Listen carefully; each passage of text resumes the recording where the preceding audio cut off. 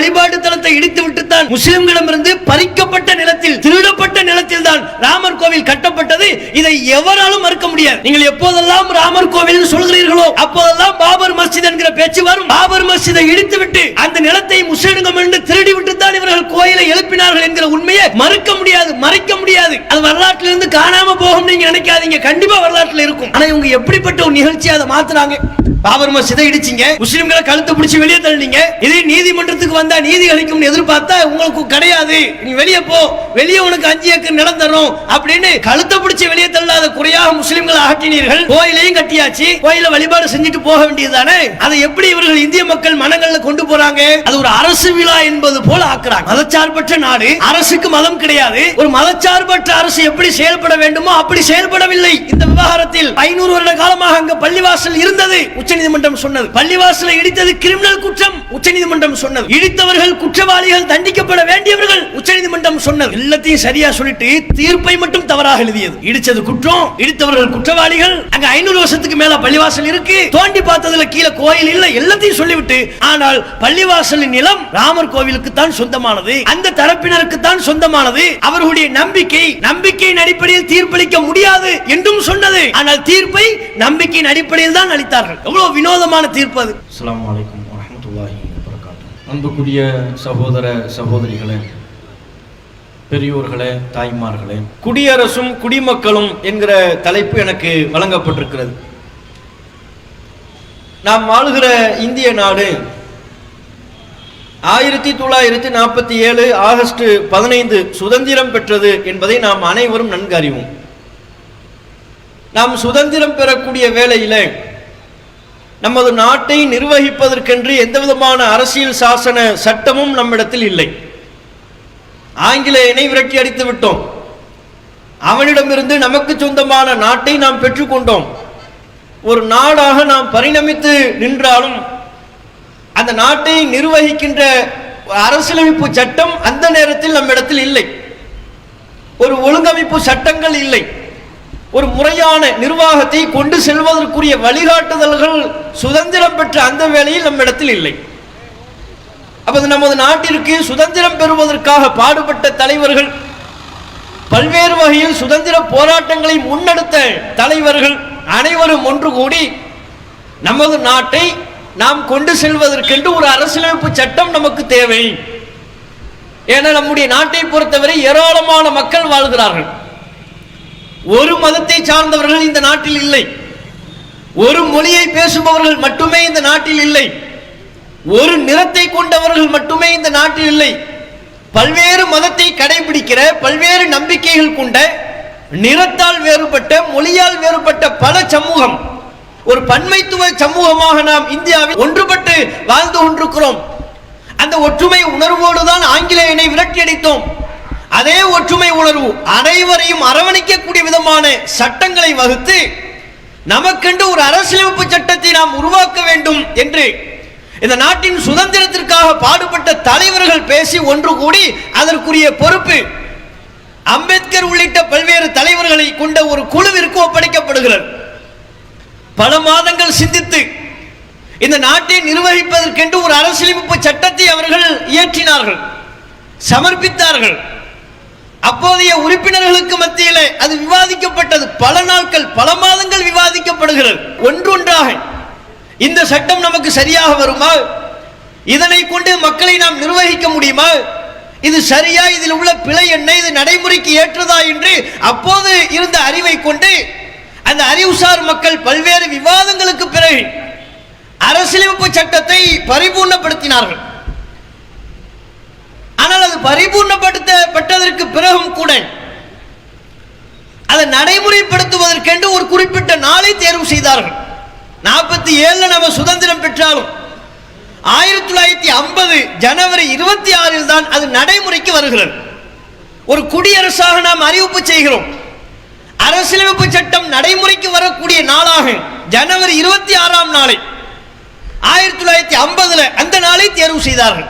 அதிலிருந்து தான் ஜனவரி 26 குடியரசு தினம் என்று கொண்டாடப்படுகிறது. நம்ம ஜனவரி மாசத்தில் இருக்கிறோம். ஜனவரி 26 குடியரசு தினம் என்று மக்கள் கொண்டாடுகிறார்கள். இந்த நாளை தேர்வு செய்ததற்கு ஒரு காரணம் இருந்தது, ஒரு பின்னணி இருந்தது. அரசியலமைப்பு சட்டத்தை உருவாக்கிட்டாங்க, கம்ப்ளீட் பண்ணிட்டாங்க. அதை நடைமுறைப்படுத்துவதற்கு, அதை அப்ளை செய்வதற்குரிய நாளாக ஜனவரி 26 ஏன் தேர்வு பண்ணணும்? சொல்லப்போனா அதை தேர்வு செய்வதற்கு ஏற்ற நாள் எது? சுதந்திர தினம் எப்ப நம்ம கொண்டாடுறோம்? ஆகஸ்ட் 15. அந்த நாளை தேர்வு செஞ்சிருக்கலாம். அந்த நாளை தேர்வு செய்யாம ஜனவரி 26 தேர்வு செய்யறாங்க. அதற்கு ஒரு பின்னணியும் இருந்தது. என்ன காரணம்? 1929 டிசம்பர் மாதம் லாகூர்ல காங்கிரஸ் சார்பாக ஒரு பிரம்மாண்டமான மாநாடு நடைபெறுகிறது. அந்த மாநாட்டில் பல்வேறு தலைவர்கள் பங்கெடுத்தார்கள். பல்வேறு செய்திகள் மக்களுக்கு சொல்லப்பட்டது. அதுல முக்கியமான சில தீர்மானங்களும் இயற்றப்பட்டது.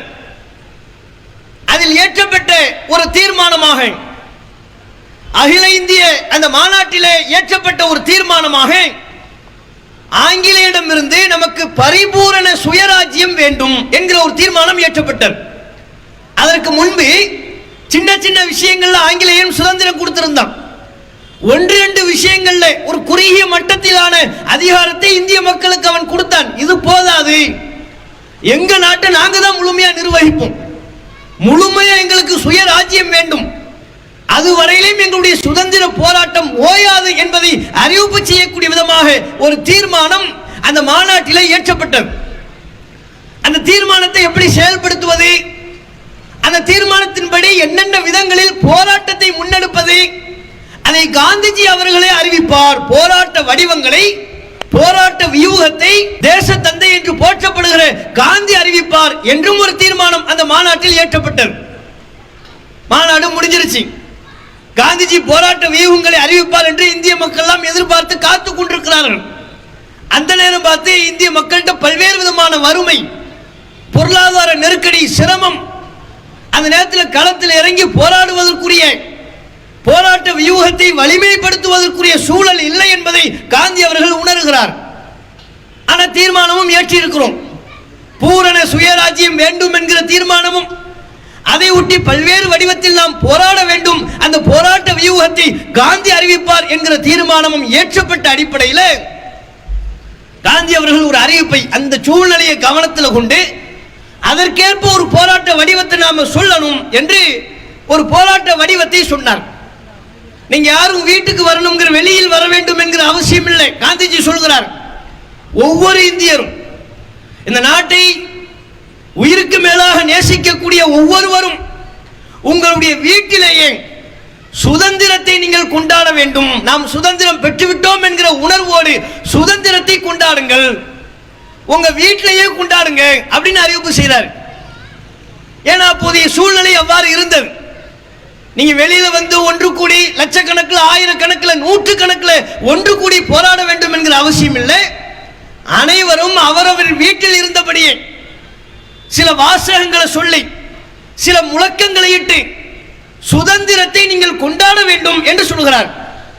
அந்த போராட்ட வடிவத்தை அறிவிப்பு செய்த நாள், அதை கடைபிடிக்க வேண்டிய நாள் என்று காந்தி அவர்கள் சொன்னது 1930 ஜனவரி 26. 29 மாநாடு, 30 ஜனவரி 26 நாள் சுதந்திரத்தை கொண்டாடுங்கன்றார். இந்திய நாடு சுதந்திரம் பெறுவதற்கு முன்பே, 17 வருஷத்திற்கு முன்பே சுதந்திரம் கொண்டாடப்பட்டது. அந்த சுதந்திரத்தின் போது இந்த முழக்கத்தை சொல்ல வேண்டும் என்று சொன்னார், உங்க வீட்டில இருந்தே கொண்டாடுங்கிறார். அப்போதைய சூழலை கவனிச்சு, இப்போ மோடிஜி கொரோனா காலத்தில் பொருத்தமே இல்லாம சொன்னார்ல, கொரோனாவை விரட்டணும், என்னப்பா செய்யறது, எல்லாம் மொட்டை மாடிக்குவா, தட்டெடுத்துக்க, டங் டங் டங்னு அடி, கொரோனா போயிடும். எல்லாரும் அடிச்சாங்களா? தெருவில் நட, என்ன செய்யணும், கொட்டடித்து கொண்டே தெருவில் போகும்போது எப்படி சொல்லணுமா, corona go back, corona go go back இப்படின்னு சொல்லிட்டா கொரோனா போயிருமா. இப்படி எல்லாம் விளக்கு ஏற்றுங்கள், டார்ச் லைட் அடிங்க, மொட்டை மாடிக்கு போய் டார்ச் லைட் அடிங்கன்னாங்க. நல்ல வேளை மொட்டை மாடியில் போய் கீழே விழுந்து சாவுன்னு சொல்லாம போனாரு.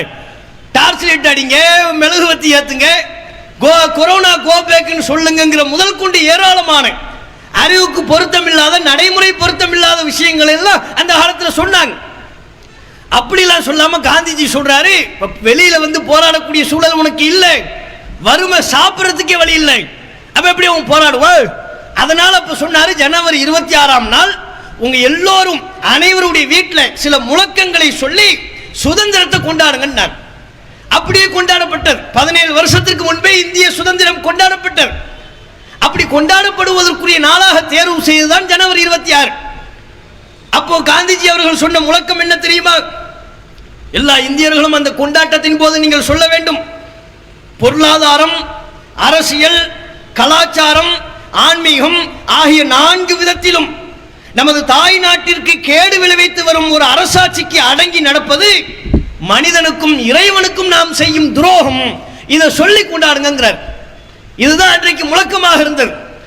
பொருளாதாரத்தில் இந்த ஆங்கிலேயை நம்மை அடக்கி ஒடுக்குகிறான், பொருளாதார சுதந்திரம் இல்லை, அரசியல் சுதந்திரம் இல்லை, நம்முடைய கலாச்சாரத்தை பறிக்கிறான், கலாச்சார உரிமையை பறிக்கிறான், நம்முடைய ஆன்மீக நம்பிக்கைகளை, மத நம்பிக்கைகளில் இவன் தலையிடுகிறான். இதிலெல்லாம் இந்த ஆங்கிலேயனுக்கு நாங்கள் கட்டுப்பட்டு நடக்க மாட்டோம். அப்படி கட்டுப்பட்டு நடந்தால் அது மனிதனுக்கு செய்யக்கூடிய துரோகம், இறைவனுக்கு செய்யக்கூடிய துரோகம். இதை சொல்லுங்கன்னு சுதந்திர வேட்கையை ஆங்கிலேயனை விரட்டி அடிக்க வேண்டும் என்கிற உணர்வை ஊட்டினார். அதற்கு தேர்வு செய்த ஜனவரி 26 தான் பிற்பாடு அரசியலமைப்பு சட்டத்தை நடைமுறைப்படுத்துவதற்குரிய நாளாகும், குடியரசு என்று நம்முடைய நாட்டை அறிவிப்பு செய்வதற்குரிய நாளாகவும் தேர்வு செய்யப்பட்டது. அந்த அடிப்படையில் தான் ஜனவரி 26 வருகின்ற பொழுது நம்முடைய நாட்டில் குடியரசு தினம் கொண்டாடப்படுகிறது. இந்த வேளையில் ஒரு இந்திய மக்களாக இந்தியன் என்கிற உணர்வோடு நாம் அனைவரும் ஒரு விஷயத்தை சிந்திக்க கடமைப்பட்டிருக்கிறோம். நம்ம முன்னோர்கள் எவ்வளவு ரத்தம் சிந்தி கஷ்டப்பட்டு ஆங்கிலேயனை விரட்டி அடித்து இந்த நாட்டிற்கு சுதந்திரம் பெற்று தந்தார்கள். நம்முடைய நாட்டில் ஜனநாயகத்தை தலை தோங்க வேண்டும் என்று செய்தார்கள். மக்களுக்கான அடிப்படை உரிமைகளை பெற்று தந்தார்கள். அந்த ஜனநாயகம் இன்றைய ஆட்சியாளர்களால் எந்த அளவிற்கு பேணப்படுகிறது?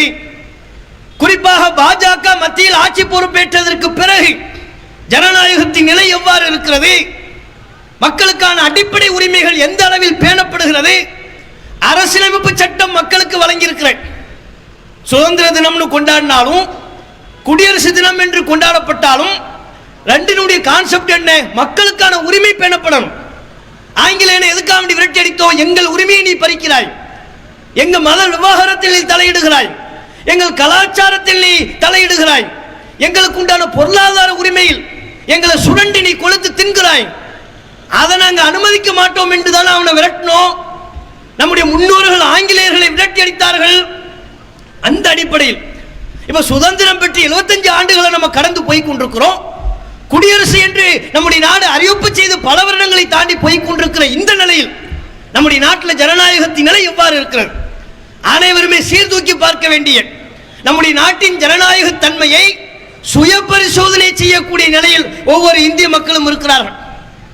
இன்றைக்கு இந்தியாவை ஆட்சி செய்யக்கூடிய ஆட்சியாளர்களால் நாட்டின் பன்முகத்தன்மை சிதைக்கப்படுகிறது, மக்களின் அடிப்படை உரிமை பறிக்கப்படுகிறது. குடிமக்களுக்காக பார்த்து பார்த்து உருவாக்கிய அரசியல் சாசனத்தை சின்ன பின்னமாக சிதைக்கக்கூடிய வேளையில் பாஜக அரசு முழு வீச்சோடு செயல்பட்டு கொண்டிருக்கிறது. அரசியல் சாசனத்தை அவர்கள் மதிப்பதில்லை, மக்களுக்கான அடிப்படை உரிமைகளை அவர்கள் பேணுவதில்லை. அனைத்தையும் மீறி ஒரு தாண்டோண்டித்தனமான ஜனநாயகத்தை எல்லாம் காலில் போட்டு மிதித்து குழி தோண்டி புதைத்து சர்வாதிகாரத்தனமான ஒரு காட்டு மிராண்டித்தனமான ஆட்சி முறையை தற்போதைய பாஜக ஆட்சி நடத்தி கொண்டிருக்கிறது. இதற்கு பல்வேறு நிகழ்வுகளை நம்ம சொல்ல முடியும். இது ஏதோ ஒரு வெறுப்பில் நாம சொல்லக்கூடிய ஒரு பேச்சல்ல. இவங்க முஸ்லிம்கள் பாய்மார்கள், இவங்களுக்கு வேறு வேலை இல்லை, மீட்டிங் போட்டா மோடியை திட்டுவாங்க, பிஜேபியை திட்டுவாங்க, அதை தவிர்த்து இவங்களுக்கு வேறு என்ன வேலை? அந்த நோக்கத்தில் இது சொல்லப்படுகிற விஷயங்கள் அல்ல. இது கேட்டுக்கொண்டிருக்கக்கூடிய ஒவ்வொரு மக்களும் உங்கள் மனசாட்சியை தொட்டு பார்த்து நீங்க சிந்திச்சு பாருங்க. நம்ம நாட்டில் ஜனநாயகம் இருக்கா? அடிப்படை உரிமைகள் பேணப்படுதா? பாஜக அரசு மிக நேர்மையாக அரசியல் சாசனத்தை முழுவதுமாக பேணித்தான் ஆட்சி செய்கிறார்களா? உங்க மனசாட்சியை தொட்டு அதற்குண்டான சரியான விடையை சொல்லுங்க. ஆம்னு சொல்ல முடியுமா உங்களால? அண்மையில் கூட எந்த அளவுக்கு ஜனநாயகமும் அடிப்படை உரிமையை மீறப்படுகிறது என்பதற்கு ஒரு சின்ன சான்று. அண்மையில் கூட பாராளுமன்றத்தில் மக்களால் தேர்வு செய்யப்பட்ட மக்கள் பிரதிநிதிகள் 144 எம்பிக்களை வெளியேற்றி விட்டு எந்த விதமான விவாதமும் இல்லாம பல்வேறு சட்டங்களை, மசோதாக்களை தாக்கல் செய்கிறார்கள். 144 பேரை வெளியே அனுப்பிவிட்டாங்க. அந்த மக்களவையை காலி செய்து விட்டார்கள், பாராளுமன்றத்தை காலி செய்து விட்டார்கள். மோடியை புகழக்கூடியவர்கள் மட்டுமே அந்த மேடையில் அமர்ந்திருக்கிறார்கள். எதிர்க்கட்சிகள் யாருமே இல்லை. எதிர்க்கட்சிகள் முழுவதுமாக தூக்கி வெளியே வீசிவிட்டு இவங்க சட்டங்களை பாஸ் பண்றாங்க, மசோதாவை தாக்கல் பண்றாங்க, எந்த விவாதமும் இல்லாம. இதான் ஜனநாயகமா? பாராளுமன்றம் என்பது என்ன? எதிர்க்கட்சிகளை உள்ள வச்சு மக்களால் தேர்வு செய்யப்பட்ட பிரதிநிதிகள். ஒவ்வொரு ஊர்ல இருந்தும் அந்த மக்கள் தேர்வு செய்து நாடாளுமன்றத்துக்கு எம்பி நம்ம அனுப்பி வைக்கிறோம். அப்படி நம்மால் தேர்வு செய்யப்பட்ட எம்பிக்களை, நம்முடைய பிரதிநிதிகளை வெளியே தள்ளிவிட்டு இவங்க எப்படி சட்டம் இயற்றலாம்? அது என்ன ஜனநாயகம்? பல்வேறு சட்டங்கள் அந்த நேரத்தில் இவங்களை வெளியே தள்ளிவிட்டாங்களா? இதுதான் வாய்ப்பு. என்னென்ன சட்டங்கள்லாம் பெண்டிங் இருக்கோ அதையெல்லாம் ஏற்றிவிட வேண்டும். ரொம்ப தீவிரத்தோடு சட்டத்தை ஏற்றுகிறார்கள். கிரிமினல் சட்டம், ஐபிசி கிரிமினல் சட்டம் சொல்லுவாங்க, அதை தள்ளி விட்டுட்டு இவங்க ஒரு 3 மசோதாவை தாக்கல் பண்றாங்க. என்ன? 3 குற்றவியல் சட்டத்தை நாங்கள் தாக்கல் செய்கிறோம். பாரதிய நியாய சன்ஹிதா, பாரதிய நாகரிக சுரக்ஷா, இப்படின்னு ஒரு 3 பேர், எல்லாம் சமஸ்கிருதம் ஹிந்தி கலந்தது. இப்படியான சட்டங்களை அவங்க தாக்கல் செய்கிறார்கள், நடைமுறைப்படுத்த முற்படுகிறார்கள். எந்த விவாதமும் இல்லை. அதில் உள்ள நன்மை என்ன, கெட்டது என்ன, ஒரு சட்டம்னு ஒன்று ஏற்றுவதாக இருந்தால் மக்கள் பிரதிநிதிகள்கிட்ட கருத்து கேட்டு அதில் உள்ள நல்லது கெட்டதை அலசி ஆராய்ந்து அதற்கு பிறகுதான சட்டமாகணும். எதிர்க்கட்சிகள்லாம் வெளியே அனுப்பிவிட்டு இவங்க மட்டும் சட்டத்துக்கு சைன் போட்டா எப்படி? அது எப்படி மக்களவையில் ஜனநாயகம் இருப்பதாக ஆகும்? இது என்ன ஜனநாயக நாடு? அதுல ஒரு சில விஷயங்கள், அந்த இவர்கள் கொண்டு வந்திருக்கிற புதிய குற்றவியல் சட்டத்துல பல்வேறு மைனஸ்கள் இருக்கிறது, பல்வேறு பாதகமான அம்சங்கள் இருக்கிறது. அவைகள் முழுமையும் விலக்கி சொல்லக்கூடிய சபை இது இல்லை. அதை நம்ம விலக்கி சொல்ல வேண்டிய அவசியம் இல்லை. அவ்வளவு விஷயங்கள் அதுல இருக்கு. இரட்டை வேடம் போடக்கூடிய விதத்தில் எல்லாம் இந்த சட்டங்களை ஏற்றி வைத்திருக்கிறார்கள். அதுல சொல்றாங்க என்ன? ஒரு பெண்ணை கற்பழித்து விட்டால், கூட்டு பாலியல் பலாத்காரத்தில் ஈடுபட்டு விட்டால் மரண தண்டனை, இதையெல்லாம் நாங்க கொண்டு வந்திருக்கிறோம் அப்படிங்கிறாங்க. புதிய குற்றவியல் சட்டத்தில் அதை சொல்றீங்க, சரி, உண்மையிலே அப்படி இருந்தால் அது வரவேற்கத்தக்கது. ஆனால் அதை நீங்கள் உங்கள் மனசாட்சியின்படியே நடைமுறைப்படுத்துவதற்காக கொண்டு வருவீர்கள் என்றால் அதை ஏன் பல்கிஸ் பானு விவகாரத்தில் நீங்க கடைபிடிக்கல? கூட்டு பாலியல் பலாத்காரத்தில் ஈடுபட்ட அவங்களுக்கு மரண தண்டனை நாங்க கொண்டு வந்திருக்கிறோம். ஐபிசியில் உள்ள தண்டனை எல்லாம் பத்தாது, நாங்க கொண்டு வந்திருக்கிற புதிய குற்றவியல் சட்டத்தில் புரட்சிகரமான மாற்றம் இருக்கு சொல்றீங்கல்ல, அதுதான் உண்மை என்று சொன்னால் பல்கிஸ் பானு குற்றவாளிகளை ஏன் தப்ப வச்சீங்க? எவ்வளவு பெரிய அநியாயம் அந்த பெண்ணுக்கு நடந்தது. குஜராத்தில் கோத்ரா ரயில் எரிப்பு சம்பவத்தை காரணம் காட்டி 2000க்கும் மேற்பட்ட முஸ்லிம்களை கருவறுத்தது மட்டுமல்லாம பல பெண்களை கூட்டு பாலியல் பலாத்காரம் செய்த ஒரு அநியாயம் அரங்கேறியது. அதுல பல்கிஸ் பானு ஒரு பெண், 3 மாசம் கர்ப்பிணி, கையில சில மாதங்களே உள்ள குழந்தை இருக்கிறது. குழந்தையை பிடுங்கி தாய்க்கு முன்னாலேயே பாறையில தூக்கி வீசி கொண்டாங்க. 11க்கும் மேற்பட்ட நபர்கள் சேர்ந்து பல்கிஸ் பானு அப்பா அவ இளம் பெண், 11க்கும் மேற்பட்ட நபர்கள் எல்லாம் சேர்ந்து அந்த பெண்ணை பாலியல் பலாத்காரத்தில் ஈடுபட்டார்கள். அந்த குற்றவாளிகளை குஜராத் மாநில அரசும் தற்போதைய மத்திய பாஜக அரசும் இணைந்து தானே விடுதலை செய்தீர்கள். விடுதலைக்கு கையெழுத்து போட்டீங்கல்ல, அவங்க மன்னிப்பு கேட்டாங்க, அதனால நாங்க விடுதலை செஞ்சிட்டோம் சொன்னீங்களா இல்லையா நீதிமன்றத்தில்? குஜராத் மாநில அரசு சொன்னது, மத்திய பாஜக அரசு சொன்னது. ஏப்பா நீங்க தான் கடுமையான சட்டம் கொண்டு வந்திருக்கிறீங்களே, பாரதிய நியாய நாகரிக சுரக்ஷான்னு எதோ சொல்றீங்களே, ஏன் பல்கிஸ் பானுவை கற்பழித்த கூட்டு பாலியல் பலாத்காரத்தில் ஈடுபட்ட அந்த 11 குற்றவாளிகளை ஏன் தப்ப விட்டீங்க?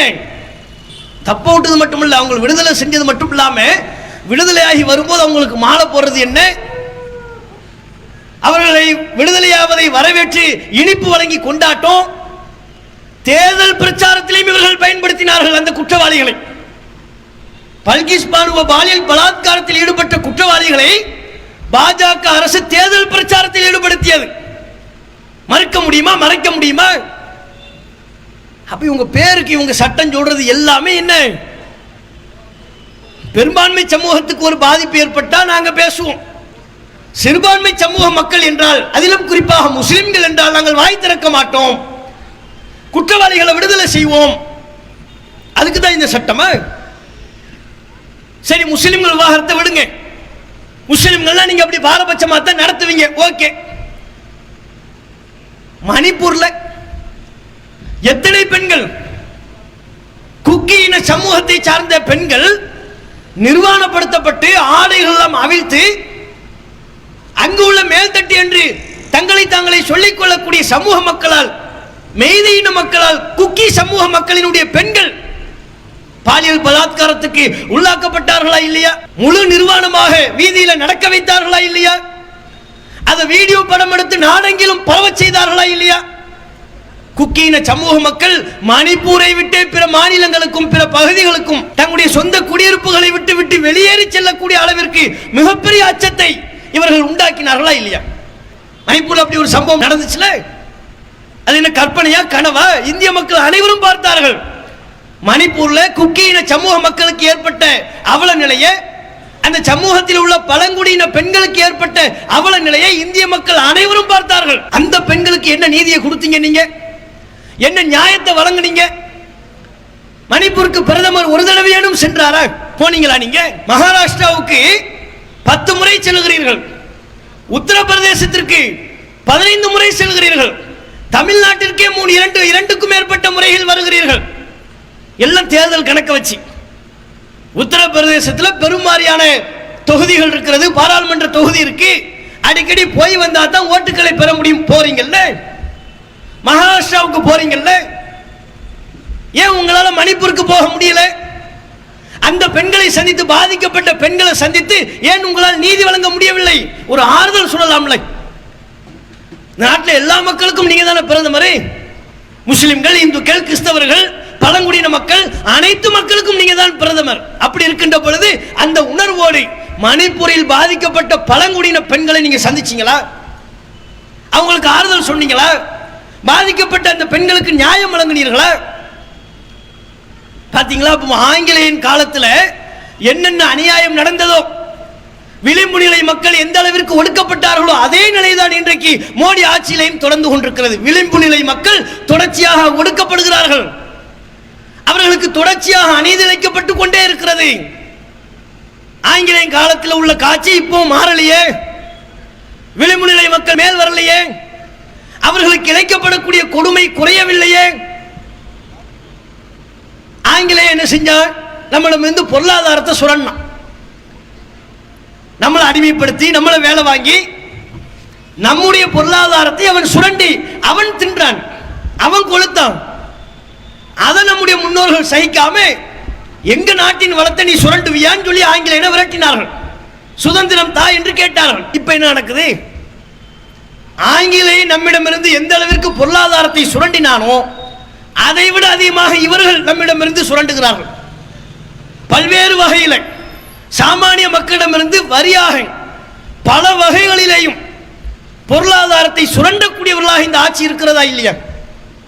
ஜிஎஸ்டி வரி விதிப்பு, வியாபாரிகள் சொல்லுங்க, ஜிஎஸ்டி வரி விதிப்புனால நம்முடைய நாடு ஆஹோ ஓஹோ என்று மாறிவிட்டதுன்னு மோடி சொல்றாருல, அது உண்மை. வியாபாரிகள் சொல்லட்டும், பிஜேபியில் உள்ளவங்க சொல்வாங்க, ஹெச் ராஜா சொல்வாரு, அண்ணாமலை சொல்வாரு, வானதி சீனிவாசன் சொல்வாங்க. சாமானிய மக்கள் வியாபாரிகளை சொல்ல சொல்லுங்க. ஆமா, ஜிஎஸ்டி வரி விதிப்பு வந்த உடனே என் வியாபாரம் கொடி கட்டி பறக்குது, கோடிக்கணக்கில் நான் சம்பாதிச்சிட்டேன் சொல்லட்டும். எல்லா வியாபாரிகளையும் நசுக்கக்கூடிய விதமாக ஜிஎஸ்டி வரி விதிப்பு வந்ததற்கு பிறகு திருப்பூர்ல உள்ள வியாபாரிகள் மீண்டெழவே முடியல. அன்னைக்கு விழுந்தவன் இன்னைக்கு வரையில் அவர்களால் எழ முடியவில்லை. எவ்வளவு பெரிய அடி! சிறு குறு வியாபாரிகள் எல்லாம் நசுக்கக்கூடிய விதமாக இந்த ஜிஎஸ்டி வரி விதிப்பு இருந்தது என்பதை அனைவரும் ஒப்புக்கொள்வார்கள். இது மாதிரி எல்லாருடைய பொருளாதாரத்தை ஒரு புள்ளி விவரமே வெளியிட்டிருக்கிறார்கள். இவருடைய காலத்தில், இவருடைய ஆட்சி காலத்தில் ஒரு 10-14 வருஷமா நீங்க பாத்தீங்கன்னா புள்ளி விவரம் வந்திருக்கிறது. ஏழைகளினுடைய வருமானம் 50% குறைந்திருக்கிறது. 15 வருஷத்துக்கு முன்னால எவ்வளவு சம்பாதித்தார்களோ அதை விட 50% குறைந்திருக்கிறது இவங்க ஆட்சி காலத்தில். கீழ் நடுத்தர வர்க்கம் 30% அவருடைய வருமானம் குறைந்திருக்கிறது. நடுத்தர வர்க்கம் 10% அவருடைய வருமானம் குறைந்திருக்கிறது. உயர் நடுத்தர வர்க்கம் 7% அவங்க வருமானம் அதிகரித்திருக்கிறது. பெரும் பணக்காரர்கள் இருக்கிறாங்கல்ல, அம்பானி, அத்தானி, நம்ம மோடிஜியினுடைய கூட்டாளிகள், அவர்களுடைய வருமானம் 40% அதிகரித்திருக்கிறது. அப்ப இவர்கள் யாருக்கு இந்த ஆட்சியை நடத்துகிறார்கள்? யாரிடமிருந்து பொருளாதாரத்தை பிடுங்கி யாருக்கு வழங்குகிறார்கள்? மோடிஜியினுடைய ஆட்சியில அம்பானி, அத்தானி போன்ற பெரும் முதலாளிகள் வாழ்கிறார்கள். ஏன்? அவங்க வருமானம் 40% முன்பை விட, 15 வருஷத்துக்கு முன்பு இருந்ததை விட இப்போ 40% அதிகமா வருமானம் ஈட்டுகிறார்கள். அதுவே ஒரு சாமானியன் 50% குறைவு, அவனுடைய வருமானத்தில் இழப்பு ஏற்படுகிறது. அப்ப பணக்காரனுக்கும் பெரும் முதலாளிகளுக்கும் ஏராளமான இலவசங்கள் அறிவிப்பது, அவங்க கடன்களை எல்லாம் தள்ளுபடி பண்றது, அவர்களுக்கு பல்வேறு விதமான சலுகைகளையும் மானியங்களையும் மாறி வழங்குவது. அதுவே விவசாயம் சொன்னா சாமானியன் என்றால், உழைப்பாளி என்றால் அவனை நசுக்கக்கூடிய விதமாக சட்டங்களை ஏற்றுவது. இதுதான் பாஜக ஆட்சியில் நடந்து கொண்டிருக்கிறது. பொருளாதார ரீதியாகவும் நாம் சுரண்டப்படுகிறோம். பத்திரிகை சுதந்திரம் இருக்கா? ஆங்கிலேயன் ஆட்சி காலத்தில் ஆங்கிலேயனை எதிர்த்து எதையுமே எழுதிவிட முடியாது, ஆங்கிலேயனை விமர்சிக்க முடியாது. பத்திரிகைகள் அவன் கட்டுப்பாட்டில் இருந்தது. அதை தாண்டி நம்முடைய நாட்டிற்காக சுதந்திரம் பெற வேண்டும் என்பதற்காக, சுதந்திர வேட்கையை எல்லா மக்களிடமும் கொண்டு செல்ல வேண்டும் என்பதற்காக ஆங்கிலேயனின் அடக்குமுறைகளை எல்லாம் தாண்டி பல பத்திரிகைகளை நடத்தினார்கள் நம்முடைய முன்னோர்கள், இந்த நாட்டின் சுதந்திரத்திற்காக பாடுபட்ட வீரர்கள். ஆனா இன்னைக்கு நிலைமை என்ன? அதே நிலைமை. எப்படி ஆங்கிலேயனை எதிர்த்து ஒரு வார்த்தை, ஒரு விமர்சனம் வந்துவிடக் கூடாது என்பதில் அவன் கங்கணம் கட்டி செயல்பட்டானோ, பத்திரிகைகளை எல்லாம் நசுக்கினானோ, அதே போன்ற ஒரு வழிமுறையைத்தான் இன்றைக்கு பிஜேபி அரசாங்கமும் கடைபிடிக்கிறது. பிஜேபி ஆட்சியில் பத்திரிகையாளர்களுக்கு சுதந்திரம் இல்லை. மத்திய அரசை விமர்சனம் செய்து ஒரு பத்திரிகையில் ஏதேனும் ஒன்றை எழுதிவிட்டால் அவர்கள் மீது பல்வேறு வழக்கு, சிறை, காலமெல்லாம் கஷ்டப்படக்கூடிய அளவிற்கு அவர்களை வேதனைப்படுத்துகிறார்கள். எடிட்டர்ஸ் கில்ட் ஆஃப் இந்தியா என்கிற பத்திரிகையாளர்களுக்கான ஒரு அமைப்பு. பத்திரிகை சுதந்திரம் எந்த அளவுக்கு இந்தியாவில் இருக்கு அப்படின்னு பார்க்கிறாங்க. ரொம்ப பின்தங்கி விட்டோம், இந்தியாவில் பத்திரிகை சுதந்திரம் இருக்கிறதா என்பதே ஒரு கேள்விக்குறி என்று அவர்கள் தங்களுடைய அறிக்கையை தாக்கல் செய்திருக்கிறார்கள். இணையத்தில் நீங்க தேடி பாருங்க, கிடைக்கும். பாருங்க, பத்திரிகையாளர்களை சொல்றாங்க, எங்களால மோடியினுடைய ஆட்சியில, பிஜேபியினுடைய ஆட்சியில சுதந்திரமா பத்திரிகை நடத்த முடியல. இவருடைய ஆட்சியின் அவலத்தை சுட்டி காட்டினால் போதும், என்னென்ன வழக்கு பதிவு செய்ய முடியுமோ எல்லா வழக்கும். கேரளாவிலிருந்து சித்திக் கப்பான்னு சொல்லி ஒரு பத்திரிகையாளர் போனார், ஊபிக்கு போனார். ஹத்ராஸ்ங்கிற பகுதியில் ஒரு சிறுமி பாலியல் பலாத்காரத்தில் ஈடுபடுத்தப்பட்டால் அந்த சம்பவத்தை கவர் செய்வதற்காக, அந்த சம்பவம் தொடர்பாக செய்தி சேகரிப்பதற்காக வேண்டி சித்திக் கப்பான் போனார். என்ன ஆச்சு அவருடைய நிலை? எங்க மாநிலத்தில் வந்து எங்க ஆட்சிக்கு எதிராக ஒரு செய்தி நீ சேகரிப்பாயா, திரட்டுவாயா, போடு வழக்குன்னு போட்டாங்க. வழக்கு, ஊப்பா வழக்கு, தேச துரோக வழக்கு அவர் மீது பதிவு செய்யப்பட்டு 1.5 ஆண்டுகளுக்கும் மேலாக சிறையில் காலத்தை கழிச்சாரு. ஜாமீன் கூட கொடுக்கல. வட மாநிலங்களில் மீடியா ஒன் என்கிற ஒரு தொலைக்காட்சி நிறுவனம் மோடிஜிக்கு எதிராக, பிஜேபி அரசாங்கத்திற்கு எதிராக ஒரு செய்தி வெளியிட்டார்கள் சொல்லி 2 நாள் ஒளிபரப்புக்கு தடை விதிக்கப்பட்டது. இப்படி எத்தனை பத்திரிகையாளர்களை சொல்ல முடியும்? ஆல்ட் நியூஸ் என்கிற ஒரு இணையதளத்தை நடத்தக்கூடிய நிறுவனர் ஜுபைர் என்பவர், அவர் இந்த சிஐஏ போராட்டம், நுபுர் சர்மா விவகாரம், நபிகள் நாயகத்தை ஒரு பொது விவாதத்தில், தொலைக்காட்சி ஊடகத்தில் பல்லாயிரக்கணக்கான மக்கள் பார்க்கக்கூடிய அந்த பொது மேடையில் நபிகள் நாயகத்தை இழிவுபடுத்தி பேசுறார். இதை அவர் அம்பலப்படுத்தினார். பத்திரிகையில இருட்டடிப்பு பண்ணிட்டாங்க, ஊடகங்கள்ல பெருமாறியான ஊடகங்கள், வடமாநில ஊடகங்கள். ஆல்ட் நியூஸ் என்ற இணையதள சேனலை நடத்தக்கூடிய ஜுபைர் என்பவர் அதை அம்பலப்படுத்தினார். உடனே அவர் மேல வழக்கு, சிறையில் தள்ளிவிட்டார்கள் உடனடியாக. பேஸ்புக்ல 10 வருஷத்துக்கு முன்னால் அப்படி எழுதினாரு, ட்விட்டர்ல 8 வருஷத்துக்கு முன்னால இப்படி ஒரு பதிவு போட்டார்னு இல்லாத காரணங்களை எல்லாம் சொல்லி அவர் மேல வழக்கு பதிவு செய்து சிறையில் தள்ளினார்கள். இப்படி இவருடைய ஆட்சியில எத்தனை பத்திரிகையாளர்கள் சிரமப்பட்டிருக்கிறாங்க. இன்றைக்கும் சிறை கம்பிகளுக்கு பின்னால் இருக்கிறார்கள். காஷ்மீர் வாலான்னு ஒரு இணையதளத்தை நடத்தினார்கள். காஷ்மீரில் சிறுபான்மை சமூக மக்களுக்கு நடைபெற்ற கொடுமைகளை பட்டியலிட்டார்கள். அந்த காரணத்துக்காக வேண்டி அந்த இணையதளத்தை நடத்தியவரை சிறையில் தள்ளினார்கள், இணையதளத்தை முடக்கினார்கள். இதுவெல்லாம் நம்ம நாட்டில் நடந்த நிகழ்வுகள். எந்த அளவுக்கு பத்திரிகை சுதந்திரம் சந்திச்சிருக்கிறது. இதற்கெல்லாம் முத்தாய்ப்பா உலக அரங்கில் இந்தியாவில் பத்திரிகை சுதந்திரம் பெரும் ஆபத்தில் இருக்கிறது என்பதை அடையாளப்படுத்தக்கூடிய விதமா ஒரு நிகழ்வு நம்ம நாட்டில் நடந்துச்சு. பிபிசி நிறுவனம் இருக்குல்ல, குஜராத்தை பற்றியான ஒரு ஆவணப்படம் ஒன்றை வெளியிட்டார்கள். தங்களுடைய இணையதளத்தில் மோடிக்கு சில கேள்விகள் அப்படிங்கிற பேரில் குஜராத்தில் அவர் முதலமைச்சராக இருந்த பொழுது 2000க்கும் மேற்பட்ட முஸ்லிம்கள் கருவறுக்கப்பட்ட அந்த குஜராத் இன அழிப்பு சம்பவத்தை பற்றி ஒரு ஆவணப்படம் 2 பாகங்களை வெளியிட்டாங்க. மோடிக்கு சில கேள்விகள், அதில் நியாயமான கேள்விகளை முன்வைத்தார்கள்.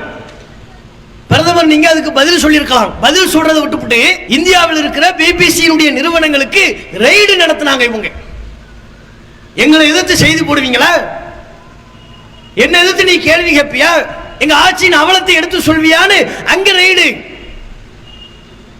பிரிட்டன் போன்ற உலக நாடுகளில் இருந்து கண்டனம் வந்தது. இவ்வளவு பப்ளிக்கா ஒரு பத்திரிகையாளர்களை மிரட்டக்கூடிய விதமா, செய்தி நிறுவனங்களை, ஊடகங்களை தங்களை எதிர்த்து எந்த செய்தியும் போடக்கூடாது என்று அச்சுறுத்தக்கூடிய விதமா அமலாக்கத்துறை, வருவாய்த்துறை ஏவி விட்டக்கூடிய அவலம் அரங்கேறியது. இதையெல்லாம் இந்த நாட்டில் உள்ள மக்கள் பார்த்தாங்க. உலகமே காரி துப்புச்சு. இந்தியாவில் பத்திரிகை ஜனநாயகம் இருக்கா இல்லையா? பத்திரிகை சுதந்திரமா செயல்பட முடியாதா? ஆளும் அரசை எதிர்த்து கேள்வி கேட்க முடியாதா என்று பல்வேறு கேள்விகளால் துளைத்தெடுத்தார்கள். இவங்க அதுக்கெல்லாம் சளைக்கவே இல்லை. பத்திரிகையாளர்களை நசுக்கிற வேலையை தொடர்ச்சியாக செய்தார்கள். அப்ப இந்த அளவிற்கு இவர்கள் எல்லா விதமான ஜனநாயகத்தையும் பறித்துக் கொண்டிருக்கிறார்கள். மக்களவையில் ஜனநாயகம் இல்லை, கருத்துரிமை இல்லை, மக்களினுடைய பொருளாதாரத்தை பறிக்கக்கூடிய வேலையில் ஈடுபடுகிறார்கள். பத்திரிகை சுதந்திரம் நசுக்கப்படுகிறது. ஒவ்வொன்றிலையும் எந்த விதத்தில் நம்முடைய நாட்டில் ஜனநாயகம் உயிர்ப்போடு இருக்கிறது நீங்க யோசிச்சு பார்த்தாலும் அதுக்கு இல்லை என்பதுதான் பதிலா இருக்கு. ஜனநாயகத்தையே குளிதோண்டு புதைச்சிக்கிட்டு இருக்கிறாங்க.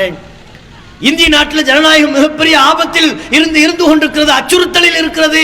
அப்போ தொடர்ச்சியா இந்த நாட்டில் ஜனநாயகம் என்பது அதில் பாதாளத்தில் இருக்கக்கூடிய விதமான ஆட்சி முறையைத்தான் இவர்கள் நடத்தி கொண்டிருக்கிறார்கள். இப்போ ராமர் கோயில் விவகாரத்தை எடுத்துக்கொள்ளுங்கள். ஒட்டுமொத்த இந்தியாவினுடைய கவனத்தையே இப்போ எதை நோக்கி திசை திருப்பி கொண்டிருக்கிறார்கள்? இந்தியாவில் பேசுவதற்கு வேறு எந்த பிரச்சனைகளுமே இல்லாததை போல, மக்கள்கிட்ட அடிப்படை பிரச்சனைகள் எதுவுமே இல்லாததை போல ஒட்டுமொத்த இந்திய மக்களினுடைய கவனத்தையும் ராமர் கோவிலை நோக்கி திசை திருப்பி கொண்டிருக்கிறார்கள். தொலைக்காட்சியில் மணிப்பூரை பற்றி பேச்சு இல்லை. இன்னைக்கும் மணிப்பூர் பற்றி அறிந்து கொண்டிருக்கிறது. மணிப்பூர்ல மக்கள் இயல்பு வாழ்க்கையை முடங்கி போயிருக்கிறது. அதை பத்தி பேச்சு இல்லை. வருஷத்துக்கு 2 கோடி வேலை வாய்ப்பு தருவோம்னு சொன்னார். அதை பத்தி பேச்சு இல்லை. அதை பற்றி விவாதம் இல்லை. அத்தியாவசிய பொருட்களுடைய விலை உயர்ந்து கொண்டே இருக்கிறது. கேஸ் அதனுடைய பொருள் விலை உயர்கிறது. அதை பத்தி விவாதம் இல்லை, பேச்சு இல்லை. இளைஞர்களுக்கு வேலை வாய்ப்பை தருவோம், அதுல ஏமாத்தோம். எல்லா விதத்திலையும் தோல்வியை கண்டதற்கு பிறகு அதை பற்றி எல்லாம் பேசாம, அது குறித்து மக்களுக்கு தகுந்த தீர்வை சொல்லாம, இந்த நாட்டினுடைய ஒட்டுமொத்த பிரச்சனையுமே ராமர் கோவில் தான் என்பது போல் மத்திய அரசால் ஒரு பொய்யான சித்திரம் உருவாக்கப்படுகிறது. இவர்கள் இந்த கோவிலை வைத்து ஒரு மிகப்பெரிய அரசியலை செய்து கொண்டிருக்கிறார்கள். பிஜேபியை பொறுத்தவரை மதம் என்பதும் கோவில் என்பதும் அவர்களுக்கு வழிபடுவதற்குரிய பொருள் அல்ல.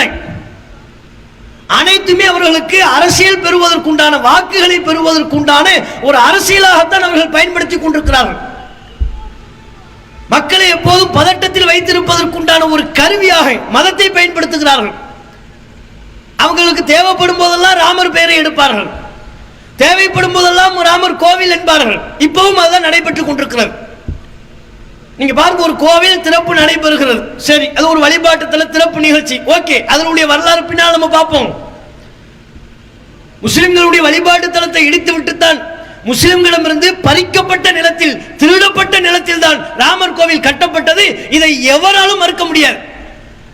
நீங்கள் எப்போதெல்லாம் ராமர் கோவில் சொல்கிறீர்களோ அப்போதெல்லாம் பாபர் மஸ்ஜித் என்கிற பேச்சு வரும். பாபர் மஸ்ஜிதை இடித்துவிட்டு அந்த நிலத்தை முஸ்லிம்கள் என்று திருடி விட்டுத்தான் இவர்கள் கோயிலை எழுப்பினார்கள் என்கிற உண்மையை மறுக்க முடியாது, மறைக்க முடியாது. அது வரலாற்றிலிருந்து காணாம போகும் நீங்க நினைக்காதீங்க, கண்டிப்பா வரலாற்றில் இருக்கும். ஆனா இவங்க எப்படிப்பட்ட ஒரு நிகழ்ச்சி அதை மாத்துறாங்க. பாபர் மஸ்ஜிதை இடிச்சிங்க, முஸ்லிம்களை கழுத்தை பிடிச்சி வெளியே தள்ளினீங்க.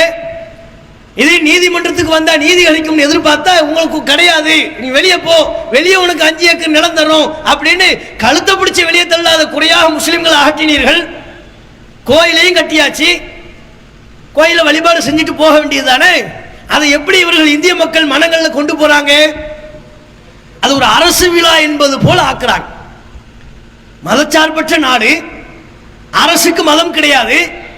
ஒரு மதச்சார்பற்ற அரசு எப்படி செயல்பட வேண்டுமோ அப்படி செயல்படவில்லை இந்த விவகாரத்தில். இவங்க இதை ஒட்டி செய்யக்கூடிய நிகழ்வுகளை எல்லாம் பாருங்க. கடந்த காலத்தில் இந்தியா சுதந்திரம் பெறக்கூடிய வேளையில சோமநாதர் கோவிலை பற்றி ஒரு மிகப்பெரிய பேச்சு இருந்தது. அந்த கோவிலை புனரமைக்க வேண்டும் என்கிற ஒரு குரல் பல்வேறு மக்களின் தரப்பிலிருந்து எழும்பியது. காந்திஜிட்டே வந்து சொன்னாங்க, சோமநாதர் கோவிலை புனரமைக்கணும். அப்போது காந்திஜி சொன்னார், ஆம், கண்டிப்பாக புனரமைக்க வேண்டும். ஆனால் அதற்கு தேவையான நிதியை அரசாங்கம் செலவு செய்யக்கூடாது, மக்களிடமிருந்து நாம பொருளாதாரத்தை திரட்ட வேண்டும் என்று சொன்னார். ஏன்? அரசாங்கத்தின் வேலை குறிப்பிட்ட ஒரு சமூகத்துக்கு கோயில் கட்டுவது கிடையாது, அது அரசாங்கத்தின் வேலை அல்ல. ஆகவே சோமநாதர் கோவிலை புனரமைப்பு செய்ய வேண்டும் என்றால் அதற்கு தேவையான நிதியை அரசாங்க பணத்திலிருந்து செலவு செய்யக்கூடாது என்று சொன்னவர் அண்ணல் காந்தி. இன்றைக்கு அவர் பெயரை சொல்லி அரசியல் நடத்தக்கூடியவர்கள்,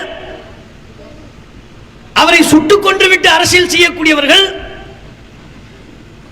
அவரை சுட்டுக் கொன்ற கோச்சேவை மிகப்பெரிய தியாகி, சுதந்திர போராட்ட தியாகி என்கிற அளவுக்கு பொய் வரலாறுகளை புனைந்து கட்டி மக்கள் மத்தியில் வாக்கு கேட்கக்கூடியவர்கள்.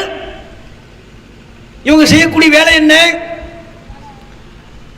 கோவில் திறப்பு நடக்குது, ராமர் கோவில் திறப்பு நடக்குதா, அதை ஒட்டி மோடிஜி சொல்றாரு, இந்திய மக்கள் எல்லாரும் போய் விளக்கேத்துங்க.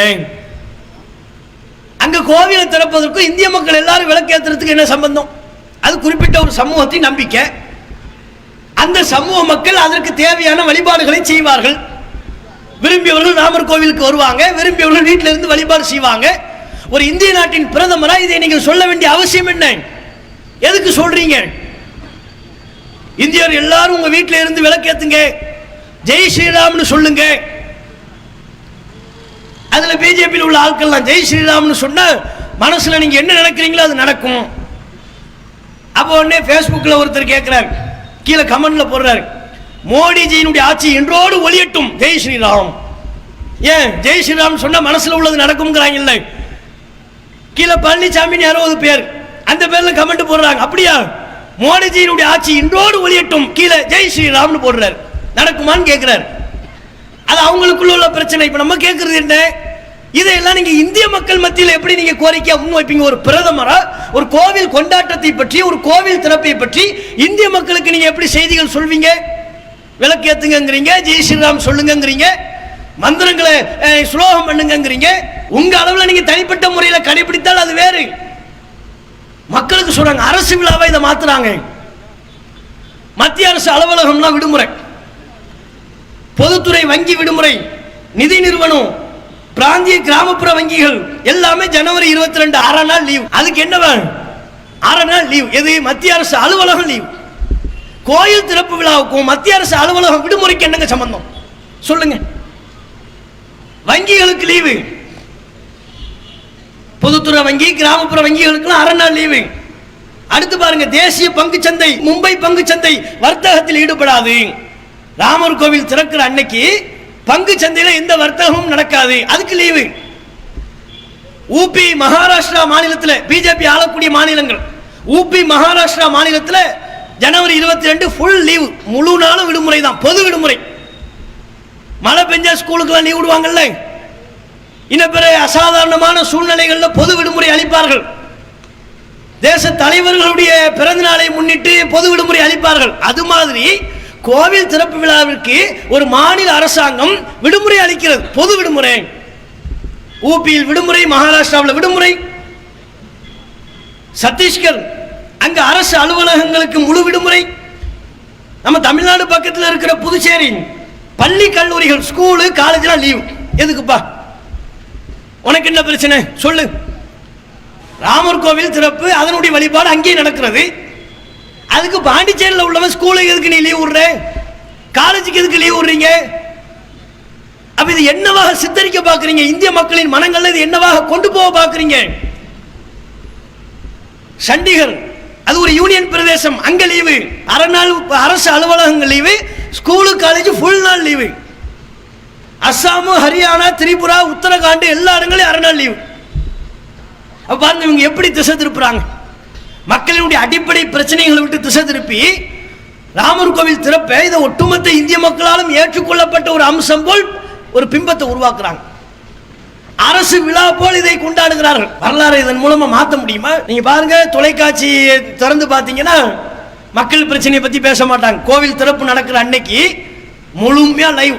மோடிஜி அங்கிருந்து வர்றதிலிருந்து, கோயிலுக்குள்ள போறதிலிருந்து, வழிபாடு செய்யறதிலிருந்து முழுமையா.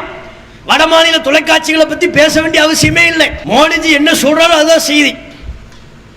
அமித்ஷா என்ன சொல்றாரோ அதுதான் வட மாநிலங்களுக்கு செய்தியே. வாய் மட்டும்தான் அவங்களது, வார்த்தைகள் எல்லாம் மோடிஜி அமித்ஷா எழுதி கொடுத்தது. தென்னிந்திய ஊடகங்கள்ல ஒரு சிலவைகளை தவிர, குறிப்பிட்டு சில ஊடகங்களை தவிர பல ஊடகங்கள் பாஜக அரசுக்கு அடிமை சேவகம் செய்வதையே தொழிலாக கொண்டிருக்கிறார்கள். அவர்களை புகழ் பாடுவதையே முழு வேலையாக கொண்டிருக்கிறார்கள். உண்மையான ஒரு அறம், ஒரு ஊடகத்தை நடத்தக்கூடிய எந்த அறத்தையும் அந்த ஊடகங்களை நம்ம பார்க்க முடிவதில்லை. விரல் விட்டு எண்ணக்கூடிய சில ஊடகங்கள் இருக்கிறது. அவற்றை தவிர இந்த கோவில் திறப்பு நிகழ்ச்சி நடக்கும் போது என்ன நடக்கும், என்ன ஆகும், எல்லா மக்களையும் அதை பார்க்க தான் வைப்பாங்க. வேற எந்த பிரச்சனையும் மறந்து, உனக்கு பசி இருந்தா, பட்டினி இருந்தா அதையெல்லாம் மறந்துரு. உனக்கு வேலை வாய்ப்பு அதை பத்தி பேசாத, நினைக்காத. கோவில் திறப்ப வந்து பாரு, ஃபுல் லைவ், 24 மணி நேரமும் நாங்கள் லைவ் பண்றோம். மோடிஜி நடந்து வர்றதிலிருந்து, அவர் என்ன மாதிரி ஆடை அணிந்திருக்கிறார், எப்படிப்பட்ட கண்ணாடி போட்டிருக்கிறார், எந்த விமானத்தில் வந்தார், எப்படி வந்தார், எல்லாம் ஸ்ரீரங்கத்திலிருந்து கிளம்பி போனதிலிருந்தே ஆரம்பிச்சிருவாங்க. என்ன இது ஜனநாயகம்? இது பள்ளிவாசலை இடிச்சு, முஸ்லிம்களின் நிலத்தை பிடுங்கி, அதுல ஒரு கோவிலை கட்டி, அந்த கோவிலை ஒட்டுமொத்த இந்திய மக்களின் கொண்டாட்டத்திற்குரிய ஒரு அம்சம் போல் காட்டுகிறார்களே. இதை இந்திய மக்கள் கேட்டாங்களா? நியாயவான்கள் இதை சரி காண்பார்களா? இதன் மூலமா முஸ்லிம்களுக்கு இழைக்கப்பட்ட அநியாயத்தை, துரோகத்தை மறைத்து விட முடியுமா? 20 கோடி முஸ்லிம்களுடைய உணர்வுகளை புண்படுத்தி, பல உயிர்களை காவு வாங்கி அத்வானி ரத யாத்திரை நடத்தினாரே, அதுல சிந்தப்பட்ட ரத்தங்கள்லாம் கொஞ்சம் நஞ்சமா? அதையெல்லாம் இந்த நிகழ்ச்சி மூலமா நீங்க மழுங்கடிக்க பாக்குறீங்க. இப்படிப்பட்ட நிகழ்ச்சிகளின் மூலமா அரசே இது ஒரு அரசு விழா போல் முன்னெடுப்பதின் வாயில, ராமர் கோவில்ங்கிறது ஒரு புனித பிம்பத்தில் கட்டமைக்கப்படுகிற ஒரு வழிபாட்டு தலம் போல் இவர்கள் சித்தரிக்க பார்க்கிறாங்க. முஸ்லிம்களுக்கு இழைக்கப்பட்ட அந்த துரோகத்தை எல்லாம் மறைக்க பார்க்கிறார்கள். அது மோடியை கொண்டே அந்த கோவிலை திறப்பு. ஏன் அதுக்கு பல பேர் எதிர்ப்பு தெரிவிச்சுட்டு இருக்கிறாங்க. சாஸ்திரப்படி நீங்க மோடிஜி போகக்கூடாது, கருவறைக்குள்ள நுழையக்கூடாதுன்னு எதிர்ப்பு கிளம்பிருச்சு. தமிழ்நாட்டிலிருந்தே பல பேர் எதிர்ப்பு தெரிவிக்கிறாங்க. அதை தாண்டி அவர் உள்ள போறார். அவரை கொண்டு அந்த ராமர் கோவில் திறப்பு நிகழ்ச்சி நடத்தணும். ஏன் அதை ஓட்டா மாத்துறது? இல்லைன்னா ஒரு பிரதமருக்கு கோவில் திறப்பு நிகழ்ச்சியில் என்ன வேலை இருக்கு? ஒட்டுமொத்த அரசு இயந்திரமும் அதுல முழு கவனம் செலுத்த வேண்டிய தேவை என்ன இருக்கு? அது ஓட்டா மாத்தணும். உலகக்கோப்பை கிரிக்கெட்டுக்கு போனாங்கல்ல, மோடிஜி பேர் வச்ச கிரிக்கெட் மைதானத்தில் நடத்தி அதுல போய் உட்கார்ந்துட்டு இருக்கிறார். ஏன் ஜெயிச்சோம்னா அது ஓட்டா மாத்துறது. தோல்வியை தழுவுன உடனே தலையை தொங்க போட்டு எல்லாரும் கையை குலுக்கிட்டு சலாம்னு கிளம்பியாச்சு. அப்ப இவர்கள் ஒவ்வொன்றிலையும் ஒரு கிரிக்கெட் விளையாட்டு நடந்தால் கூட தான் பேர்ல உள்ள கிரவுண்ட்ல நடத்தி தானும் போய் உட்கார்ந்து அதை பார்த்து அதுல வெற்றி கிடைச்சிருச்சுன்னு வைங்க, நமக்கு தான் வெற்றி, இது எல்லாம் என்னுடைய சாதுரியத்தால் ஏற்பட்டதுன்னு அடிப்படைகளை வைத்து பேச வைத்து அதை ஓட்டா மாத்துறது. அதே வேலையைத்தான் இந்த ராமர் கோவில் திறப்பிலும் இவர்கள் செய்கிறார்கள். அதெல்லாம் நடக்காது. உலக கோப்பை கிரிக்கெட்டை வச்சு நீ எப்படி ஓட்டா மாத்த நினைச்சீங்களோ, அதுல எப்படி மண்ணை கவினீர்களோ, அதுபோல் இந்திய மக்கள் மிக தெளிவாக இருக்கிறார்கள். இது முஸ்லிம்களுக்கு இழைக்கப்பட்ட மிகப்பெரிய வஞ்சகம், ஏமாற்று வேலை என்பதில் மிக தெளிவா இருக்கிறாங்க. இது உங்களுக்கு ஓட்டா மாறாது. ஒருபோதும் அந்த கற்பனையில நீங்கள் இருக்காதீர்கள். என்னென்ன அநியாயம் நடந்துச்சு. சரின்னு பாபர் மஸ்ஜித் அதை இடிச்சு அதோட முடிச்சுன்னு பார்த்தா அது முடியவுமே எங்க, அதற்கு முன்பே கிளம்பி விட்டார்கள். சங்க பரிவாரங்களுடைய ஆரம்ப காலத்திலிருந்து அவர்கள் எழுப்பிய முழக்கம் என்ன? பாபர் மஸ்ஜித் பிரச்சனை முடிஞ்சு போச்சு, காசி மதுரா பாக்கி, காசி இன்னும் மிச்சம் இருக்கு, மதுராவில் ஒரு பள்ளிவாசல் மிச்சம் இருக்கு, விடமாட்டோம், அதையும் நாங்கள் பறிப்போம் சொன்னவர்கள் தானே. சொன்னதை போலவே கோர்ட்ல போய் அதை பிரச்சனையாக்குறாங்க. காசியில் உள்ள பள்ளிவாசலை பிரச்சனையாக்குகிறார்கள், மதுராவில் உள்ள பள்ளிவாசலை பிரச்சனையாக்குகிறார்கள். ஷாஹி ஈத்கா பள்ளிவாசல் அதுக்குள்ள போய் உள்ளுக்குள்ள சிவலிங்கம் இருக்கிறதுன்னு ஒரு பொருளையை கிளப்பி பள்ளிவாசல் இழுத்து மூடுவதற்கு உண்டான வேலையை செய்ய துவங்குகிறார்கள். கீழமை நீதிமன்றம் அதற்கு இணைந்து போகிறது. சங்க பரிவாரங்களுக்கு இணைந்து போகக்கூடிய வேலையை கீழமை நீதிமன்றங்கள் செய்கிறது. கியான்வாபி மசூதி அதை இழுத்து மூடுவதற்கு உண்டான வேலையில் ஈடுபட்டார்கள். அங்கதான் சிவலிங்கம் இருக்குன்னாங்க. ஷாஹி ஈத்கா பள்ளிவாசல் கோவிலை இடிச்சு கட்டப்படுச்சுன்னாங்க. இதே தளபதி பாபர் மஸ்ஜிதுக்கு சொன்னேன், கோவிலை இடித்து தான் அங்கே பள்ளிவாசல் கட்டப்பட்டது. இப்படித்தானே சொன்னீங்க, அகழ்வாராய்ச்சி பண்ணீங்க, தோண்டினீங்க. ஒரு இடம் யாருக்கு சொந்தம் என்பதை கண்டறிவதற்கு, தீர்ப்பு சொல்வதற்கு தோண்டி பார்க்கணுங்கிற அவசியமே இல்லை, சட்டமே இல்லை. சட்டத்தை எல்லாம் புறந்தள்ளி விட்டு, சட்டத்தின் எந்த அடிப்படை கூறுகளையும் கவனத்தில் கொள்ளாமல் முழுக்க முழுக்க சட்டத்திற்கு புறம்பான வழிகளில் தானே பாபர் மஸ்ஜித் நிலம் முஸ்லிம்களிடமிருந்து பறிக்கப்பட்டுச்சு. தோண்டி பார்த்தீங்க, தோண்டி பார்த்தும் உச்சநீதிமன்றம் இறுதியா என்ன சொல்லுச்சு? கீழே சிலை இருந்ததுன்னு சொன்னாங்களா? கோவில் இருந்துச்சுன்னு சொன்னாங்களா?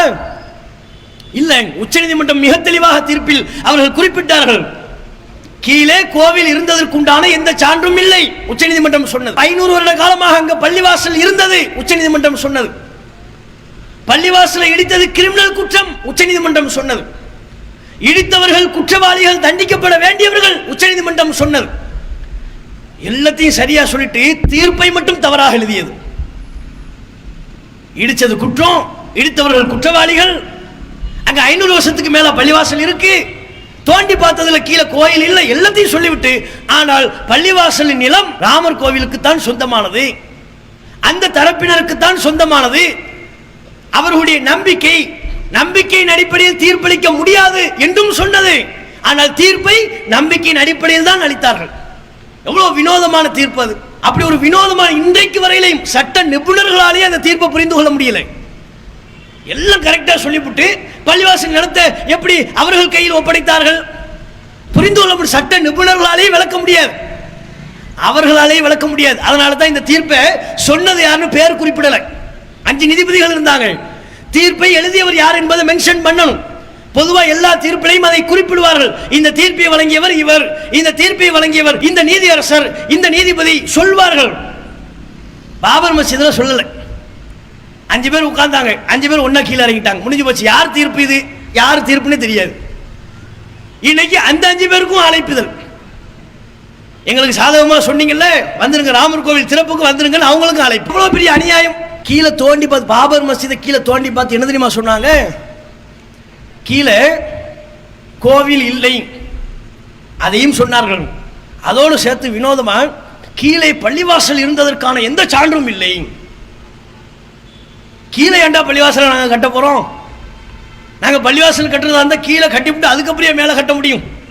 நீ கடப்பாரியோட சுத்துவன்னு தெரிஞ்சா இனிமே அதைத்தான் நாங்கள் பண்ணணும். ஏன் கீழே பள்ளிவாசல் இல்லையாங்க? அப்ப நாங்கள் பள்ளிவாசல் கட்டுறதா இருந்தால் என்ன, இனிமே கீழே ஒரு மோதினாருக்கு ஒரு ரூம் கட்டணும், கீழே இமாமுக்கு ஒரு ரூம் கட்டணும், கீழே ஒரு மினாரா வைக்கணும். பள்ளிவாசல் மேலே ஒரு மினாரா இருக்கும்ல, அது கீழே நாங்கள் ஒன்று வைக்கணும், அதுக்கப்புறம் மேலே கட்டணும்.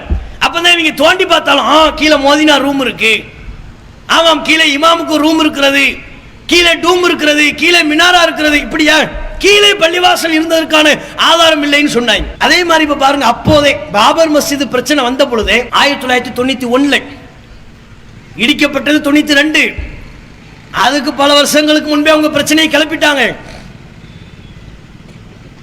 1991 அப்போது இருந்த இந்திய மக்களினுடைய பதட்டமான சூழ்நிலையை கவனத்தில் கொண்டு ஒரு சிறப்பு சட்டம் இயற்றப்பட்டது, வழிபாட்டு தல பாதுகாப்பு சட்டம். அந்த வழிபாட்டு தல பாதுகாப்பு சட்டம் என்ன சொல்கிறது? பாபரி மஸ்ஜித் நிலத்தை தவிர, அந்த ஒரு பள்ளிவாசலை தவிர இனி இந்தியாவில் எந்த ஒரு வழிபாட்டு தலத்தையும் சர்ச்சை செய்யக்கூடாது. அது கோவிலா இருக்கலாம், பள்ளிவாசலா இருக்கலாம், சர்ச்சா இருக்கலாம், எந்த மதத்தவர்களின் வழிபாட்டு தலமாகவும் இருக்கலாம். 1947 ஆகஸ்ட் 15 இந்தியா சுதந்திரம் பெறுகின்ற பொழுது எந்தெந்த வழிபாட்டு தலம் எப்படி இருந்ததோ அவை அப்படியே தொடரும். இதான் வழிபாட்டு தல பாதுகாப்பு சட்டம்.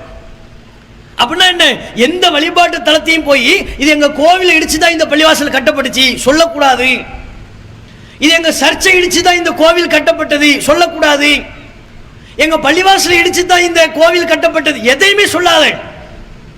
இந்தியா சுதந்திரம் பெறுகின்ற பொழுது எந்தெந்த பகுதியில் எந்தெந்த வழிபாட்டு தலம் எப்படி இருக்கோ அது அப்படியே தொடரும், அவைகளுக்கு உண்டான பாதுகாப்பு உறுதி செய்யப்படும். அதான் வழிபாட்டு தல பாதுகாப்பு சிறப்பு சட்டம் ஏற்றினீர்கள் அல்லவா? இந்திய மக்களுக்கு வாக்குறுதி கொடுத்தீங்கல்ல, அதன்படி என்ன, நீங்க கவலைப்படாதீங்க, பாபர் மஸ்ஜிதை தவிர இனி வேறு எந்த வழிபாட்டு தலத்திற்கும் இப்படி உரிமை கோரக்கூடாதுன்னு அர்த்தம். ஆனா கியான்வாபி மசூதிக்கு உரிமை கோரும் பொழுதும், ஷாஹி ஈத்கா பள்ளிவாசலுக்கு உரிமை கோரும் பொழுதும் கீழமை நீதிமன்றங்கள் அந்த வழக்கை எடுக்கிறது. எப்படி அந்த வழக்கை எடுக்கலாம்?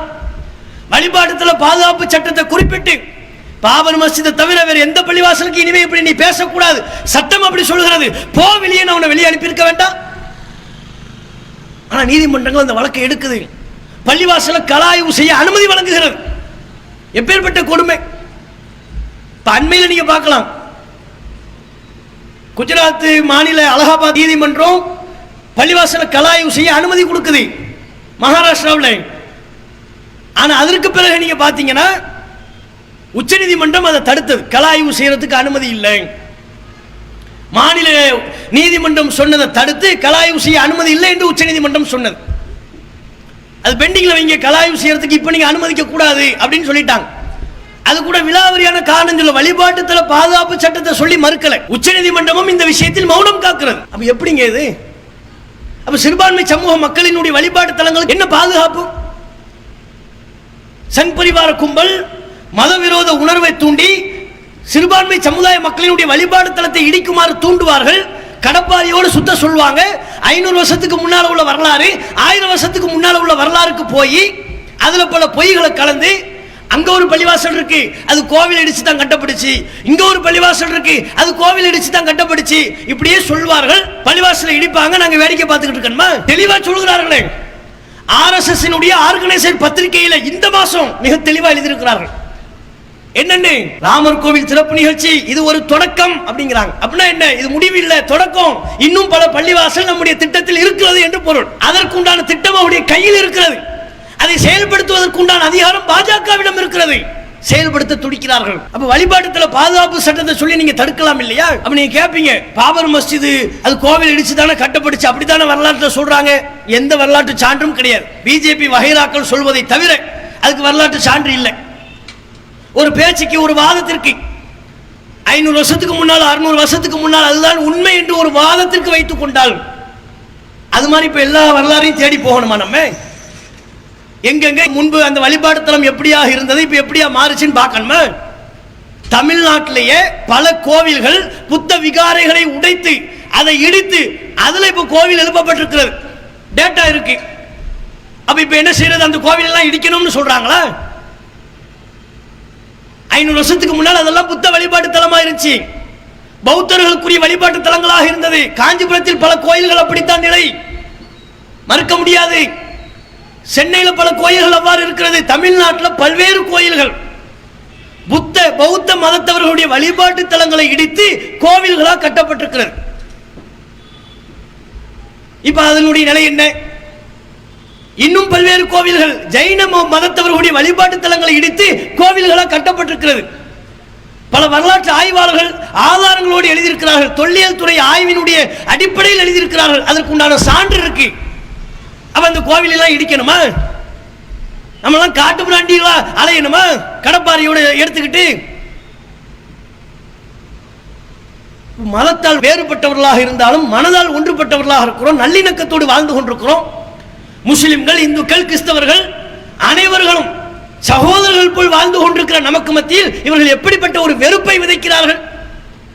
முஸ்லிம்னா பயங்கரவாதி, முஸ்லிம்னா வன்முறைவாதி, அவன்கிட்ட பேசாத, அவனோட வியாபாரம் பண்ணாத, ஹலால் இறைச்சியை சாப்பிடாத, பள்ளிவாசல் பக்கத்தில் பாங்கு சொல்றாங்களா போய் கம்ப்ளைண்ட் பண்ணு, முஸ்லிம் பாய் கடையில் போய் இறைச்சி வாங்காத, பாய் கடையில் போய் பொருள் வாங்காத. என்ன மாதிரியான வெறுப்பை இவர்கள் விதைத்துக் கொண்டிருக்கிறார்கள், எவ்வளவு வேகமா வெறுப்பை விதைத்துக் கொண்டிருக்கிறார்கள்.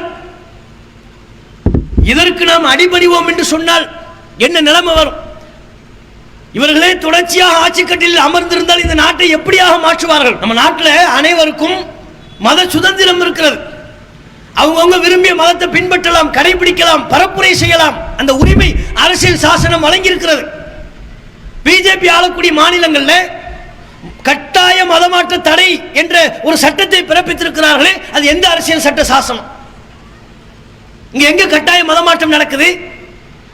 ஒருவன் விரும்பி மதம் மாறுவதை நீங்க எப்படி சட்டம் போட்டு தடுப்பீங்க? அது எந்த அரசியல் சட்ட சாசனத்தின்படி ஏற்றப்பட்டது? பிஜேபி ஆளக்கூடிய பல மாநிலங்களில் மாட்டிறைச்சிக்கு தடை விதிக்கப்பட்டதே ஏன்? என்ன காரணம்? நம்ம அரசியல் சட்ட சாசனத்துல எந்த புத்தகத்துல மாட்டிறைச்சி சாப்பிடக்கூடாதுன்னு இருக்கு? இதெல்லாம் ஒரு குறிப்பிட்ட மத திணிப்பு அல்லவா இது? அவன் விரும்பியதை சாப்பிடலாம், விரும்பியதை உடுத்தலாம், அவன் விரும்பிய மதத்தை ஏற்கலாம் என்று அரசியல் சாசனம் உரிமை வழங்கியிருக்கும் பொழுது அந்த ஜனநாயகத்தை அடியோடு பறிக்கக்கூடிய விதமா, நசுக்கக்கூடிய விதமா பிஜேபி சட்டங்களை ஏற்றுக் கொண்டிருக்கிறார்கள். எதிர்வருகிற பாராளுமன்ற தேர்தல் 2024 தேர்தலில் இவர்கள் மீண்டும் ஆட்சிக்கு வருவார்களே ஆனால் நாடு சுடுகாடா மாறும். ஒவ்வொரு சமூகத்தை சார்ந்தவர்களும் சில பிற சமூகங்களின் மீது வெறுப்புணர்வை கொண்டவர்களாக இவர்கள் ஆக்கி விடுவார்கள். நம்மளெல்லாம் மனுஷனா நிம்மதியாக வாழ விட மாட்டார்கள், காட்டு மிராண்டிகளாக ஆக்கி விடுவார்கள். இவர்கள் நினைத்துக் கொண்டிருக்கிறார்கள் தங்களுக்கு அதிகாரம் இருக்கிறது என்று ஆட்டம் போடுகிறார்கள். மிக தெளிவாக நீங்கள் புரிந்து கொள்ள வேண்டும். இவர்கள் தங்களுக்கு என்னதான் அதிகாரம் இருக்கிறது என்று ஆட்டம் போட்டாலும் ரொம்ப காலத்தை இவர்களால் ஆட்டம் போட முடியாது. காட்சிகள் மாறும், காலம் மாறும். அதிகாரத்தில் உயரத்தில் இருக்கக்கூடியவர்கள் ஒரு நாள் கண்டிப்பாக கீழே இறங்கியே தீர்வார்கள். நிச்சயம் இன்ஷா அல்லாஹ் இறைவன் நாடினால் அந்த நிலை ஏற்பட்டே தீரும். கர்நாடகாவில் பார்க்கலையா நீங்க போட்ட ஆட்டம் கொஞ்சம் நெஞ்சமா? எவ்வளவு ஆட்டம் போட்டாங்க. ஸ்கூலுக்கு போகக்கூடிய மாணவிகளை வெளியே பிடிச்சு தள்ளுனாங்க. ஏன்? தலைமுக்காட கலட்டுனாங்க, மாட்டிறைச்சி சாப்பிடக்கூடாதுன்னாங்க, இடஒதுக்கீடு ரத்துன்னாங்க. இன்னும் என்னென்ன சொல்ல முடியுமோ முஸ்லிம்களின் மீது வெறுப்பை கக்கக்கூடிய விதமா என்னென்ன சொல்ல முடியுமோ அதையெல்லாம் செய்தார்கள். ஒரு முஸ்லிம் மாணவி பர்தா போட்டுக்கிட்டு காலேஜுக்கு போறா, ஸ்கூலுக்கு போறா, எல்லா சங்கிகளும் சேர்ந்து சங் பரிவார கும்பல்களை சார்ந்த காட்டு மிராண்டிகள் சேர்ந்து அந்த ஒரு மாணவியை அச்சுறுத்தினார்கள். ஆனால் அந்த ஒரு மாணவி அல்லாஹு அக்பர் என்று சொல்லி இறைவன் மிகப்பெரியவன் என்று கூறி தம்முடைய உள்ளத்தில் உள்ள அச்சத்தை எல்லாம் தூக்கி எறிந்துவிட்டு சங்க பரிவார இளைஞர்களை எதிர்கொண்டாளா இல்லையா? இவ்வளவு ஆட்டம் போட்டீங்களே, இப்ப என்னாச்சு உங்க ஆட்டம்? திப்பு சுல்தானையே இருட்டடிப்பு செய்ய வேண்டும் என்று நினைத்தீர்கள். காங்கிரஸ் ஆட்சிக்கு வந்துச்சு, ஆட்சி மாற்றம் ஏற்பட்டது, உங்களுக்கு அதிகாரம் போச்சு. இப்ப கர்நாடகாவில் பார்த்தா திப்பு சுல்தானை கொண்டாடணும்னு அரசாங்கமே சொல்லுது. கல்லூரி மாணவிகள், பள்ளி மாணவிகள் ஹிஜாப் போட்டு போகலாம் அரசாங்கம் சொல்லுது. மாட்டிறைச்சி தடையை நீக்குவதற்கு நாங்கள் பரிசீலிக்க இருக்கிறோம் அரசாங்கங்கள் சொல்லுது. இதுதான் நிலைமை. பல்கிஸ் பானு குற்றவாளிகளை விடுதலை பண்ணீங்க, உங்களுக்கு அதிகாரம் இருக்குன்னு உச்ச நீதிமன்றம் உங்க தலையில குட்டு போட்டுச்சா இல்லையா? அவர்கள் விடுதலையானது தவறு, மீண்டும் அவர்கள் சிறைக்கு செல்ல வேண்டும். ஒரு வார காலத்திற்குள் குற்றவாளிகள் மீண்டும் சிறைக்கு செல்ல வேண்டும் உச்ச நீதிமன்றம் சொல்லிச்சுல. அப்ப நாங்கள் இன்னும் நீதிமன்றங்களின் மீது நம்பிக்கை வைத்தவர்களாக இருக்கிறோம். நீதிமன்றங்கள் எங்களுக்கு நியாயம் வழங்கும் என்று நாங்கள் நம்புகிறோம். இன்றைக்கு நீங்கள் அதிகாரத்தில் இருப்பீர்கள். இந்திய மக்கள் மிக தெளிவாக விழிப்புணர்வோடு இருக்கிறார்கள். நீங்கள் போட்ட கணக்கு அத்தனையும் சுக்குநூறாக உடைந்து போய் உலகக்கோப்பை கிரிக்கெட்டில் உங்களுக்கு ஏமாற்றம் கிடைத்ததோ அதே போல் இன்ஷா அல்லாஹ் இறைவன் நாடினால் எதிர்வருகிற நாடாளுமன்ற தேர்தலில் உங்களுக்கு ஏமாற்றமே மிஞ்சும். அதற்குரிய விதத்தில் உண்மைக்கு, உண்மையான வரலாற்றுக்கு இந்திய மக்கள் சாட்சியாக இருப்பார்கள் என்பதை இந்த நேரத்தில் பதிவு செய்து கொண்டு என்னுடைய உரையை நிறைவு செய்து கொள்கிறேன். வாஹிர் தாவானா அல்ஹம்துலில்லாஹி ரப்பில் ஆலமீன். அஸ்ஸலாமு அலைக்கும் வரஹ்மத்துல்லாஹி வபரகாத்துஹு. இஸ்லாம் மற்றும் சமுதாய செய்திகளை அறிந்து கொள்ள தமிழ்நாடு தௌஹீத் ஜமாஅத் யூடியூப் பக்கத்தை உடனடியாக சப்ஸ்கிரைப் செய்து கொள்ளுங்கள். மேலும் பெல் பட்டனையும் கிளிக் செய்து கொள்ளுங்கள்.